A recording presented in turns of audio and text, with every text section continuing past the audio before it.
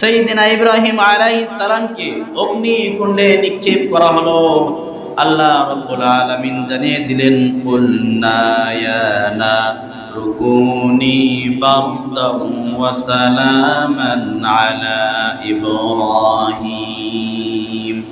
আল্লাহ রাব্বুল আলামিন আগুনকে বললেন, ওহে আগুন, তুমি আমার ইব্রাহিমের জন্য শান্তিদায়ক ঠান্ডা হয়ে যাও। সুবহানাল্লাহ বলেন। মিথ্যার বিপক্ষে তিনি যেভাবে লড়েছেন, একা লড়েছেন, তাকে তার এলাকা ছাড়তে হয়েছে, তার পরিবার ছাড়তে হয়েছে, তার এলাকা তিনি ছেড়েছেন, তার পরিবার তিনি ছেড়েছেন। এই অশালীন পরিবার, অশালীন শহর, অশালীন গ্রাম ছেড়ে দেওয়ার কারণে আল্লাহ তাআলা তাকে এর থেকেও ভালো কিছু দান করে দিয়েছেন। সুবহানাল্লাহ বলেন। এই জন্য আল্লাহর জন্য আপনি যেটা ছেড়ে দিবেন,